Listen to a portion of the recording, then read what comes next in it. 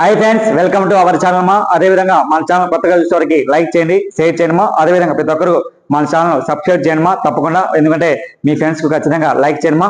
ఇక్కడ మెయిన్ వచ్చేసి మా ఈ రోజు ఏంటంటే ఆంధ్రప్రదేశ్ నుంచి మా మెయిన్ కరెంట్ అఫైర్స్ మా డిస్ట్రిక్ట్ కోడ్ సంబంధించిన ఇంపార్టెంట్ టాపిక్స్ మా మనకి ఏంటంటే పార్ట్ 3 లో గురించి మన మెయిన్ ఇంపార్టెంట్ మా. అయితే ఇక్కడ మెయిన్ వచ్చేసి మా ఏంటంటే ఇటీవల వచ్చేసి మా విశాఖపట్నంలోని ఋషికొండ బీచ్ ని వచ్చేసి మా బ్లూ ఫ్లాగ్ వాళ్ళు గుర్తింపును రద్దు చేశారు. ఇక్కడ మెయిన్ వచ్చేసి మా విశాఖపట్నంలోని ఋషికొండ అనే బీచ్ మా బ్లూ ఫ్లాగ్ ను వచ్చేసి ఇటీవల గుర్తింపు రద్దు చేశారు అనమాట. ఎందుకంటే ఈ యొక్క గుర్తింపు రద్దు చేశారు, ఎవరు ఈ యొక్క బ్లూ ఫ్లాగ్ అనేది ఎక్కడ సంబంధించిన అంటే ఏ దేశానికి అంటే సంబంధించిందంటే డెన్మార్క్ దేశానికి చెందిన foundation for environment and education వాళ్ళకి సంబంధించిన గుర్తింపును తాత్కాలికంగా రద్దు చేశారన్నమాట.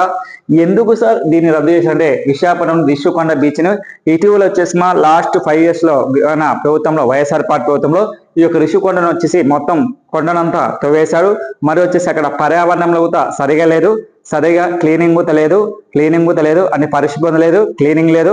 అదేవిధంగా దాని యొక్క చుట్టుపక్కల ఉండే ఎన్ని మీటర్స్ లోపల ఉండే లోపల కూడా సరిగా పరిశుభ్రంగా చాలా ఘోరంగా ఉండదని ఇటీవల వచ్చేసి మా బ్లూ ఫ్లాగ్ వాళ్ళు తాత్కాలికంగా రద్దు చేయడం జరిగిందన్నమాట. ఒకప్పుడు వచ్చేసి మా ఋషికొండ వచ్చేసి చాలా విశాఖపట్నంలోనే ద టూరిజం ప్లేస్ లో నెంబర్ 1 ఉండేది. ఇప్పుడు జగన్ ప్రభుత్వం వచ్చిన తర్వాత లాస్ట్ టైంలో 5 years లో ఈ యొక్క మెయిన్ బీచ్ ని వచ్చేసి ఋషికొండ బీచ్ ని మొత్తం తవ్వడం జరిగిందన్నమాట. అందుకు తాత్కాలికంగా దీన్ని బ్లూ ఫ్లాగ్ వారు రద్దు చేశారన్నమాట. అయితే బ్లూ ఫ్లాగ్ అనేది ఏ దేశానికి సంబంధించిందంటే డెన్మార్క్ సంబంధించింది. అదేవిధంగా బ్లూ ఫ్లాగ్ అనేది ఎందుకు గుర్తింపిస్తారు, మెయిన్ వచ్చేసి మా భారతదేశంలో అయినా ఏదైనా ఒక బీచ్ అంటే బీచ్ లో కానీ మెయిన్ నదులలో ఒడ్డులో ఉండే ఏదైనా దానికి సంబంధించిన క్లీనింగ్ కానీ టూరిజం ఫేమస్ పర్సన్స్ కానీ అదేవిధంగా గుర్తింపు లభిస్తుంది. ఏ దానికంటే బ్లూ ఫ్లాగ్.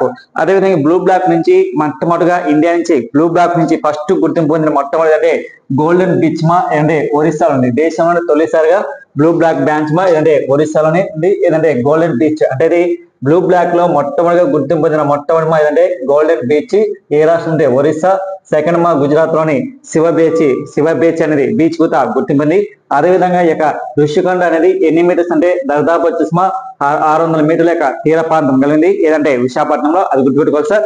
అదేవిధంగా ఇక మెయిన్ వచ్చేసి మా బ్లూ ఫ్లాగ్ అనేది ఏ కంట్రీ సంబంధించింది, డెన్మార్క్ సంబంధించింది. ఈ బ్లూ ఫ్లాగ్ అనేది ఇక ఎప్పుడే స్టార్ట్ అంటే 1981 లో ఏర్పడింది. కానీ స్టెప్ని స్టార్ట్ చేసింటే 1987 లో గుర్తింపు లభిస్తుంది అన్నమాట. అయితే ఒడిశాలోనే మొట్టమొదటిగా హోనకర్ తీరంలోని చంద్రబాగ్ కూడా గుర్తింపు పొంది. ఇప్పుడంటే 2018లో గుర్తింపు. ఇక్కడ మెయిన్ వచ్చి మా ఒడిశాలోని కొనక్ తీరంలోని చంద్రబాగ్ బీచ్ కూడా గుర్తింపు లభించింది. ఏదంటే బ్లూ ఫ్లాగ్ లో. రేపు ఎగ్జామ్ లో ఏమంటుంటే ఇటీవల ఏ దాన్ని మా గుర్తింపును రద్దు చేసినట్టే ఏదంటే ఋషికొండ బీచ్ ఏ సంస్థ అంటే డెన్మార్క్ చెందిన ఫౌండేషన్ ఫర్ ఎన్విరాన్మెంట్ ఎడ్యుకేషన్ అనే సంస్థ బ్లూ ఫ్లాగ్ వాళ్ళు. అయితే ఇండియాలో బ్లూ ఫ్లాగ్ లో గుర్తింపు మొట్టమొదటి ఏదంటే గోల్డెన్ బీచ్ మా ఏదంటే ఎక్కడ ఉంది, ఒరిస్సాలో ఉంది. అదేవిధంగా ఇటీవల 2018 ఏంటంటే గుర్తుందంటే కొనాక్ దీపం వచ్చింది. అయితే ఋషికొండ బీచ్ మా లాస్ట్ టైం 2018లో గుర్తింపు. ఎప్పుడంటే మనకు అప్పుడు చంద్రబాబు సీఎం ఫస్ట్ టైం ఉన్నప్పుడు ఈ యొక్క గుర్తింపు. అయితే ఈసారి దీన్ని వైఎస్ఆర్ పార్టీ కాలంలో దీన్ని రద్దు చేయడం జరిగిందన్నమాట. అది గుర్తుగా సార్. నెక్స్ట్ మా అదేవిధంగా రాష్ట్రీయ కృషి వికాస్ యోజన యొక్క స్కీమ్ మా ఏంటంటే ఇక్కడ రాష్ట్రీయ కృషి వికాస్ యోజన కింద ఏంటంటే ఆంధ్రప్రదేశ్ రాష్ట్రంలోని ఎస్సీ ఎస్టీలకు రైతులకు సంబంధించిన రాయితీ పైన అంటే 100% రాయితీ పైన సూక్ష్మ సేద్య పరికరాలను అందిస్తున్నమాట. ఇక్కడ ఏంటంటే మా మెయిన్ వచ్చేసి ఏదంటే రాష్ట్రీయ కృషి వికాస్ యోజన అంటే ఏంటంటే ఎస్టీ వాళ్ళు రైతుల కోసం సబ్సిడీ అంటే సపోజ్ ఎస్సీ ఎస్టీ వాళ్ళు ఉన్న వాళ్ళ ఏంటంటే ఈ యొక్క స్కీమ్ కింద 1 లక్ష రూపాయలు లోన్ తీసుకున్నాకో దాని మీద 100% ఎటువంటి వడ్డీ లేకుండా రాయితీ అన్నమాట. దాన్ని ఏమంటే రాష్ట్రీయ కృషి వికాస్ యోజన. దాని రాయితీ అంటే 100% మరి వచ్చేసి ఏంటంటే 5 ఎకరాల నుంచి వాళ్ళకు మాత్రమే 5 ఎకరాల పైన వాళ్ళకి మాత్రమే ఈ యొక్క స్కీమ్ వర్తిస్తామన్నమాట. ఏదంటే రాష్ట్రీయ కృషి వికాస్ యోజన. అదేవిధంగా ఈ యొక్క స్కీమ్ వచ్చేసి 100% రైతులపై సూక్ష్మ సేద్య పరికరాలను అందించడం. అదేవిధంగా ఈ యొక్క 5 ఎకరాలు ఉన్న వాళ్ళకి మాత్రమే రాష్ట్రీయ కృషి వికాస్ యోజన కింద ఈ యొక్క స్కీమ్ లంబిస్తామా, అది మనకి ఇంపార్టెంట్. నెక్స్ట్ మా అదేవిధంగా వెరీ ఇంపార్టెంట్ పురమిత్ర యాప్. నేను లాస్ట్ క్లాస్ చెప్పినాం. ఏది మహిళా శక్తి యాప్ అది ఇంపార్టెంట్. అదేవిధంగా ఏంటంటే పురమిత్ర యాప్. ఈ యాప్ వచ్చేసి మా ఎప్పుడంటే 2025 మార్చి 10న పశ్చిమ గోదావరి జిల్లాలోని తణుకులో ఆంధ్రప్రదేశ్ యొక్క సీఎం నారా చంద్రబాబు నాయుడు గారు లాంచ్ చేశారమ్మా. ఏదంటే పురమిత్ర యాప్. ఈ పురమిత్ర యాప్ వచ్చేసి మెయిన్ లక్ష్యం అంటే ఆంధ్రప్రదేశ్ లోని రాష్ట్రం యొక్క పురమిత్ర యాప్ అంటే రాష్ట్రంలోని ఏంటంటే మున్సిపాలిటీ సంబంధించిన పన్నులు కానీ అదేవిధంగా ఎక్కడ క్లీనింగ్ ఉన్నాయి ఏం కాత అనేది దీని యొక్క సమాచారం తెలపవచ్చు. ఏది పురమిత్ర యాప్. రాష్ట్రంలోని నగరపాలక సంస్థలోని ఒక కరెంట్ లైన్ కానీ ఎక్కడైనా పరిశుభ్రం లేకుండా కానీ ఫోటో తీసి ఈ యొక్క పురమిత్ర యాప్ ద్వారా మనం ఎమ్మటే కంప్లీట్ చేస్తూ ఎమ్మటే వాళ్ళు స్పందించి ఎమ్మటే అక్కడ క్లీనింగ్ కానీ ఏదైనా కరెంట్ లేకుండా కానీ వీధి లైట్ లేకుండా కానీ పరిశుభ్రం లేకుండా కానీ పన్నులు ఏ విధంగా ట్యాక్స్ కట్టాలి అంటే రాష్ట్రంలోని పురపాలకు సంబంధించిన మెయిన్ వచ్చేసి వాళ్ళకి సంబంధించిన మ్యాప్ మాట. ఏ యాప్ పురమిత్ర యాప్. ఈ యాప్ ద్వారా మనం ట్యాక్స్ కట్టచ్చు. అంటే ఇంటి పన్ను కానీ వాటర్ పన్ను కానీ మొత్తం ఈ యొక్క యాప్ లో మనం ఎక్కడికి వెళ్ళాల్సిన అవసరం లేదు, మున్సిపాలిటీకి అవసరం లేదు. మొత్తం పురమిత్ర యాప్ ద్వారా దీన్ని లాంచ్ చేయొచ్చు. అది గుర్తు సార్. నెక్స్ట్ అదేవిధంగా అడవి తల్లి బాటని ఎప్పుడంటే 2025 వచ్చేసి ఏప్రిల్ 7న రాష్ట్రం యొక్క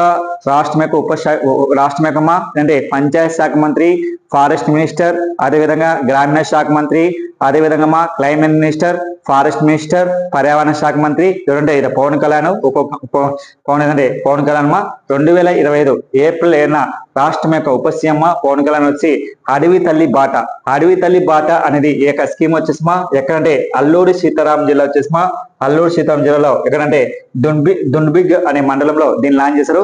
ఎందుకంటే సార్ అడవి తల్లి బాట అంటే గిరిజన గ్రామంలోని గిరిజన ప్రాంతంలోని ఆ గ్రామంలో రోడ్డు లేని వారికి రోడ్డు వేయడం. ఏ స్కీము? అడవి తల్లి బాట. పేర్లోని అడవి తల్లి బాట అంటే ఇక్కడ ఏంటంటే గిరిజన గ్రామంలోని వాళ్ళ కోసమా రోడ్డు యొక్క అభివృద్ధి కోసం ఈ యొక్క స్కీమ్ లాంచ్ చేశారు. ఏ స్కీము? అడవి తల్లి బాట. ఇప్పుడు శ్రీకాకుళంలో కానీ, విజయనగరం కానీ, అల్లూరు సీతారాం కానీ, పార్వతీపురం కానీ, ఎన్టీఆర్ జిల్లాలో కానీ అక్కడ గిరిజన ప్రాంతంలో వాళ్ళకు కొన్ని వేరేలు వచ్చేసి నీళ్ళు ఒక రోడ్డు గుర్తలేదు, చాలా ఘోరం పరిస్థితి, రోడ్డు గుర్తలేదు. ఎమ్మటే వాళ్ళ కోసం రాష్ట్రం యొక్క ఉప సీఎం గ్రామీణ శాఖ మంత్రి అప్పుడు ఎలక్షన్లు ప్రచారం పోతే అక్కడ సరిగ్గా రోడ్డు లేవని ఎమ్మటే నేను వస్తే ఎమ్మటే రోడ్డు వేస్తానని చెప్పారు. దానికోసం రాష్ట్ర ప్రభుత్వం వచ్చేసిందంటే 1,005 కోట్లు కేటాయించిందన్నమాట. ఎమ్మటే ఈ యొక్క అడవి తల్లి బాటగా రాష్ట్ర ఉప సీఎం వచ్చేసి పవన్ కళ్యాణ్ లాంచ్ చేశారు. నెక్స్ట్ అదేవిధంగా విశాఖపట్నంలో ఇటీవల వచ్చేసి నిషాన్ ఉక్కు కర్మాగాని మన రాష్ట్రం యొక్క సీఎం వచ్చేసి నారా చంద్రబాబు దీన్ని కేంద్ర రాష్ట్ర ప్రభుత్వం కేటాయించింది. ఎన్ని కోట్లు అంటే దాదాపు 1,30,000 కోట్లతో దీన్ని విశాఖపట్నంలోని నిషాన్ ఉక్కు కర్మాగాని శంకుస్థాపన చేశారు. అది మనకి ఇంపార్టెంట్ విశాఖపట్నంలోని. నెక్స్ట్ అదేవిధంగా మన ఆంధ్రప్రదేశ్ యొక్క అమరావతి రాజధాని కోసమా ఇటీవల వచ్చేసి ఏడీబీ బ్యాంకు, వరల్డ్ బ్యాంక్ వచ్చేసి ఎన్ని కోట్లు కేటాయించిందంటే మొత్తం 15,000 కోట్స్ అంటే 15,000 కోట్లు కేటాయించింది. ఈ 15,000 కోట్లు తొలి విడత వచ్చేసి ఎన్ని కోట్లు అంటే 4,285 కోట్లు తొలి విడతలో ఈ యొక్క ఏడీబీ బ్యాంకు, వరల్డ్ బ్యాంక్ కేటాయించింది. ఎన్ని కోట్లు అంటే 4,285 తొలి విడత.